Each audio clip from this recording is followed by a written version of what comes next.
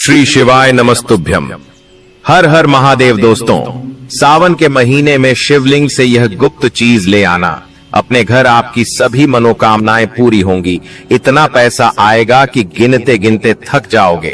भगवान भोलेनाथ जी के आशीर्वाद से अपने जीवन में बहुत उन्नति करोगे। दोस्तों, हिंदू धर्म में सावन के महीने का बहुत अधिक महत्व होता है। सावन का महीना हिंदू पंचांग का 5वां महीना होता है। यह महीना भगवान शिव को समर्पित होता है। इस महीने में शिव भक्त भगवान शिव की विधि विधान से पूजा अर्चना करते हैं और सावन के महीने के सोमवार का महत्व और भी अधिक होता है। इस माह में शिव की पूजा अर्चना करने से सभी मनोकामनाएं पूरी हो जाती हैं। धार्मिक मान्यताओं के अनुसार सावन के महीने में भगवान शिव और माता पार्वती की विधि विधान से पूजा करने भक्त की मनोकामना पूरी होती है। इसके साथ ही सावन के सोमवार व्रत रखने से भोलेनाथ की विशेष कृपा प्राप्त होती है। दोस्तों, इस बार 11 जुलाई से सावन की शुरुआत होगी और 9 अगस्त को समाप्त होगा। इस सावन में 4 सोमवारी व्रत होगा। पहला सोमवारी व्रत 14 जुलाई को है, दूसरा 21, तीसरा 28 जुलाई और चौथा सोमवारी व्रत 4 अगस्त को है। कहा जाता है इस सावन के महीने में किसी भी व्यक्ति ने भगवान भोलेनाथ की थोड़ी सी भी पूजा साधना क्रिया कर ली तो उस व्यक्ति के जीवन की सभी मनोकामनाएं पूर्ण हो जाती हैं। उस व्यक्ति के जीवन के हर कष्ट खत्म हो जाते हैं और उस व्यक्ति के जीवन में धन आना शुरू हो जाता है। भक्तों, वीडियो आगे शुरू करें उससे पहले भगवान भोलेनाथ के सच्चे भक्त प्राचीन ज्ञान चैनल की इस वीडियो को लाइक अवश्य कर दें और कमेंट बॉक्स में हर हर महादेव सच्ची श्रद्धा से लिख दें, जिससे कि भगवान भोलेनाथ जी का आशीर्वाद आपको सीधे प्राप्त हो सके।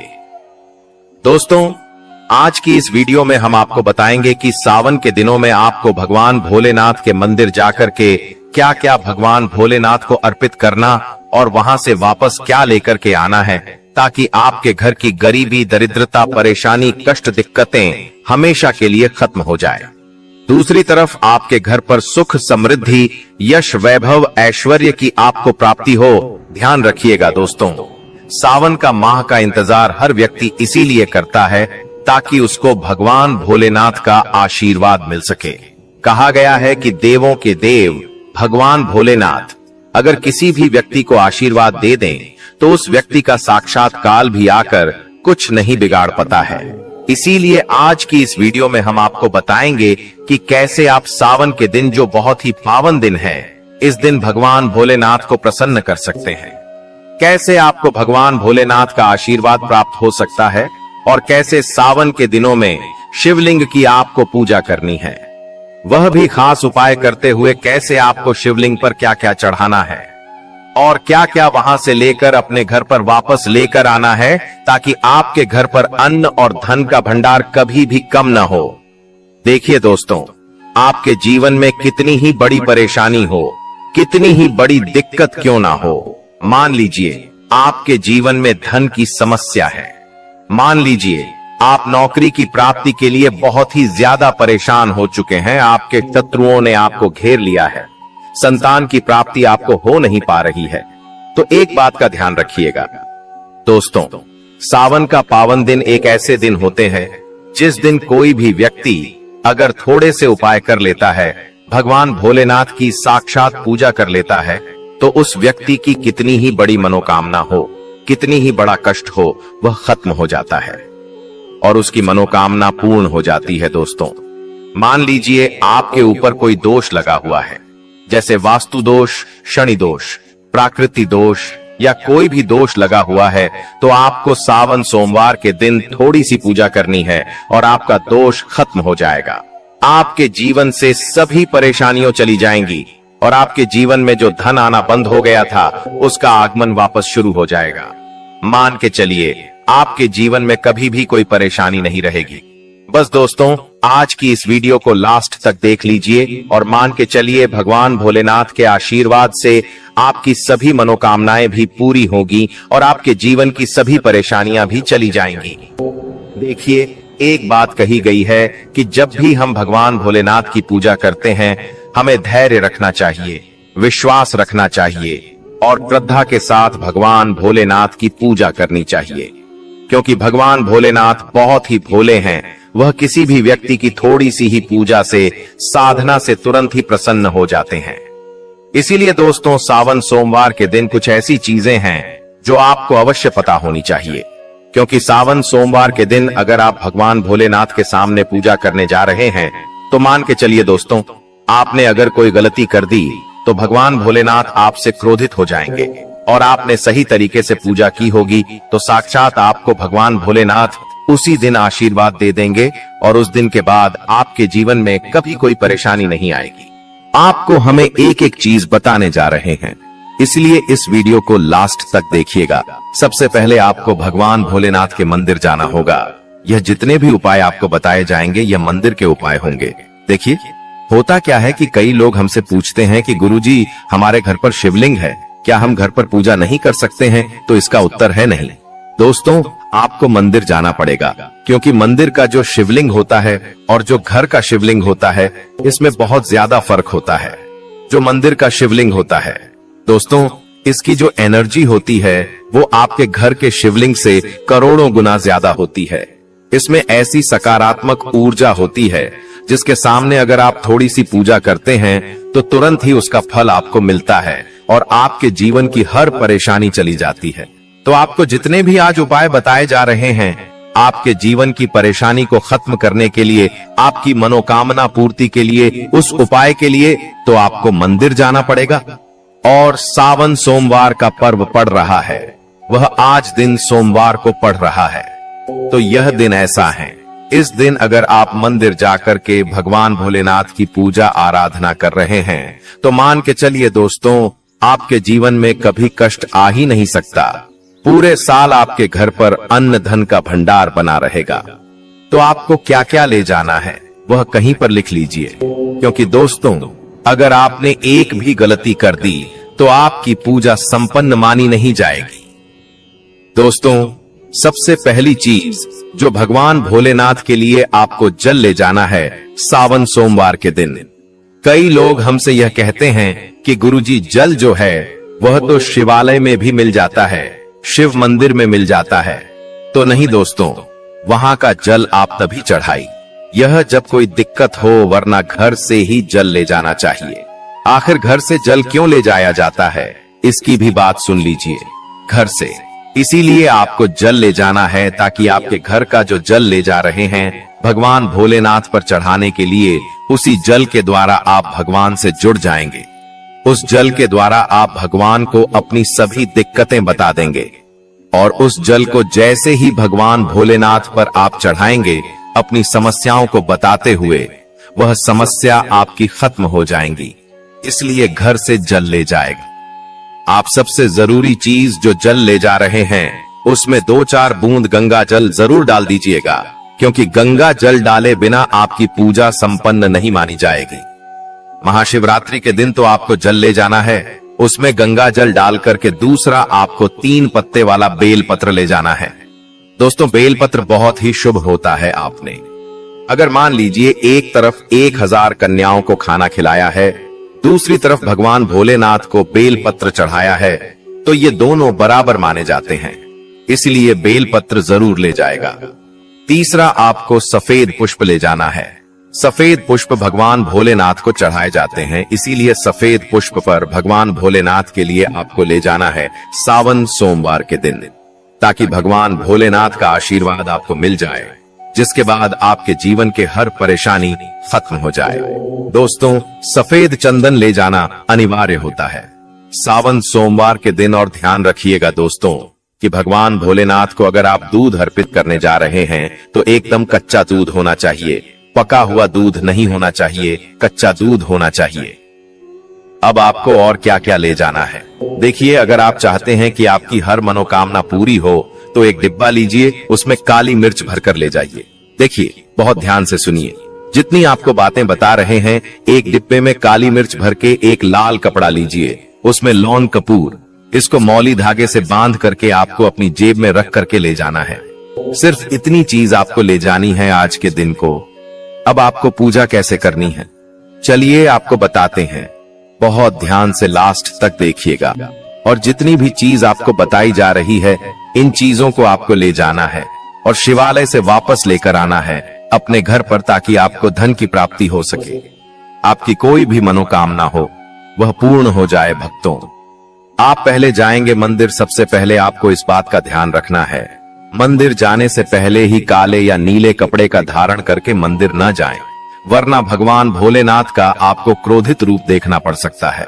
सबसे पहले आपको यह करना है कि पतली धार बनाते हुए जल भगवान भोलेनाथ को अर्पित कर देना। बहुत ध्यान से सुनिएगा भक्तों, पतली धार बनाते हुए भगवान भोलेनाथ को जल आपको अर्पित कर देना है।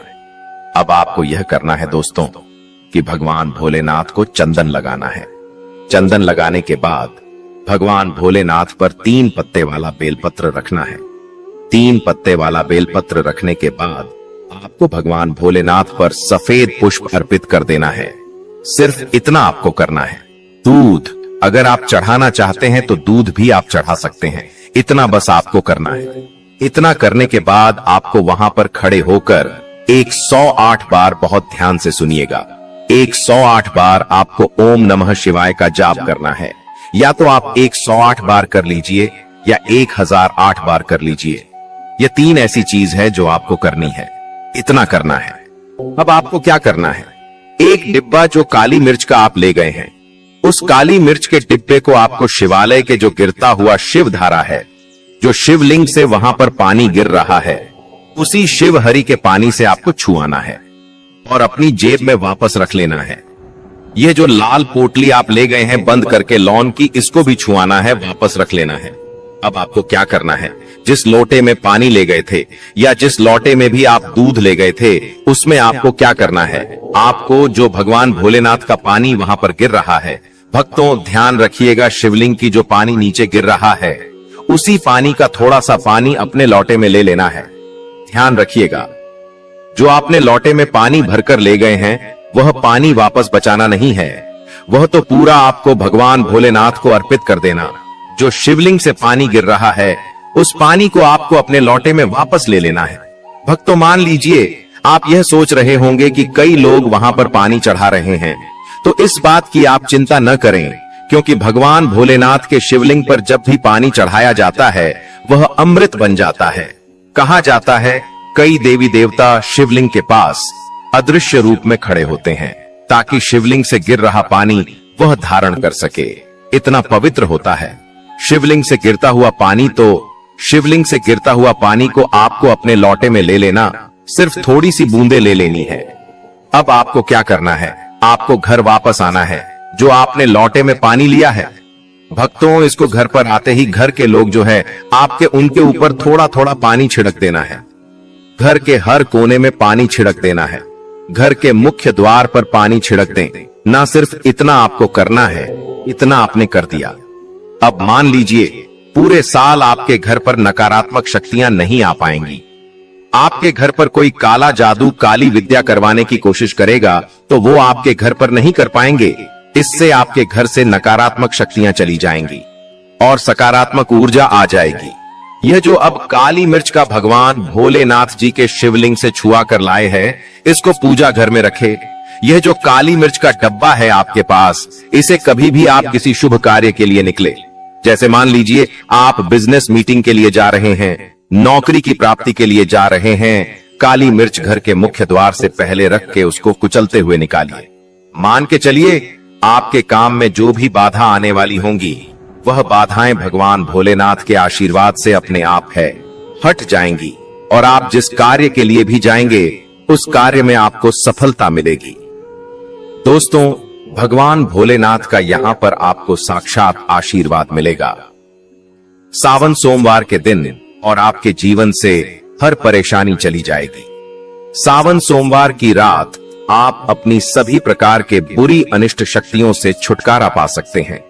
जो लोग भोलेनाथ माता पार्वती की पूजा करना चाहते हैं वो इस दिन अपने घर पर पारद का शिवलिंग रख लीजिए, अभिमंत्रित होना चाहिए। जो भी शिवलिंग आप रखें अच्छे से उनको मंत्रों द्वारा भी अभिमंत्रित करके रखें। स्फटिक हो, नर्मदेश्वर शिवलिंग हो, कोई भी रखिए, अच्छे से उनको भोलेनाथ को अपने घर पर ही पूजन कीजिए। एक लोटा जल चढ़ाकर, क्योंकि मंदिरों में बहुत भीड़ भाड़ होती है और सावन सोमवार पर यही भीड़ का नजारा बहुत ही खूबसूरत लगता है। कोने कोने में शिव भक्त है। अगर आप मंदिर में नहीं जा सके या ठीक से जल नहीं चढ़ा पाए तो घर में ही शांति से आप पूजन करें। गन्ने का रस हुआ, पंचामृत हुआ, इससे आप इस दिन भोलेनाथ का अभिषेक कीजिए। दूध, दही, घी, शहद, शक्कर, पंचामृत बना करके अभिषेक कीजिए। दोस्तों, फिर भोलेनाथ का श्रृंगार कीजिए।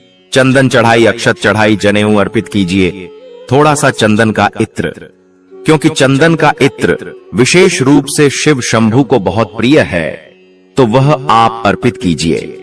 उनके पसंदीदा पुष्प चढ़ाए, आंकड़े की माला से उनका श्रृंगार कीजिए। दोस्तों, कनेर के सफेद पुष्प चढ़ाए, कमल हुए, गुलाब हुए, बेल हुए, यह फूल उनको बहुत प्रिय है, यह अर्पित करें और 5 बेलपत्र अवश्य चढ़ाएं। आप इस दिन चाहें तो या जो आपके पास बेलपत्र है उसी पर आप श्री श्री लिख करके या ओम नमः शिवाय या राम राम लिख करके अर्पित कीजिए। जो चिकना भाग होता है उस पर लिखिए और यह सीधा शिवलिंग पर अर्पित हो, इस प्रकार से आपको बेलपत्र चढ़ाने चाहिए। दोस्तों, आप विशेषकर इस बात का ध्यान रखें कि कटे फटे बेलपत्र न हो। जो व्यक्ति अधूरी चीज भगवान को अर्पित करता है तो उसे भी कटे फटे पत्तों की तरह ही कटा फटा फल ही प्राप्त होता है।